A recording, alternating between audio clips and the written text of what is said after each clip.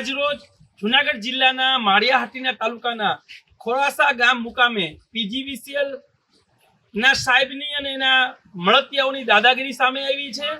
Smart મીટરો જે લોકોને લગાડવા નથી એ લોકો વિરોધ કરી રહ્યા છે, પણ બળજબરીપૂર્વક જેને સ્માર્ટ મીટર લગાવવા નથી એમના આજે વીજ કનેક્શન કાપી નાખવામાં આવ્યા છે। એના વિરુદ્ધમાં અમે અત્યારે ચોરવાડ પોલીસ સ્ટેશનમાં ફરિયાદ લખાવવા આવ્યા છીએ। એના તમામ ફૂટેજો અને વિડીયો સાથે મારી પાસે છે।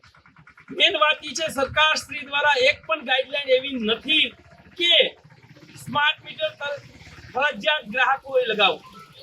બીજા નંબરમાં ના સુપ્રીમ કોર્ટ કે ના હાઈકોર્ટનો કોઈ એવો ચુકાદો છે કે સ્માર્ટ મીટર દરેક વ્યક્તિએ ફરજિયાત લગાવવું। આ આરટીઆઈમાં ખુલાસો થયો છે।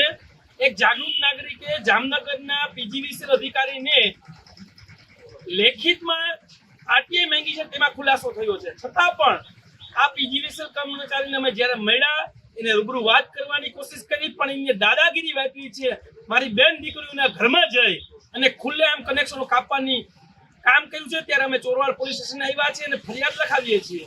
આવનાર સમયમાં આ અધિકારી ઉપર કાર્યવાહી નહીં થાય, આ અધિકારીની બદલી નહીં થાય અથવા સસ્પેન્ડ નહીં થાય ત્યાં સુધી અમારે આ લડાઈ ચાલુ રહેશે। ટૂંક સમયમાં આગામી કાર્યક્રમ પણ અમે જાહેર કરશું। જય હિન્દ, જય ભારત।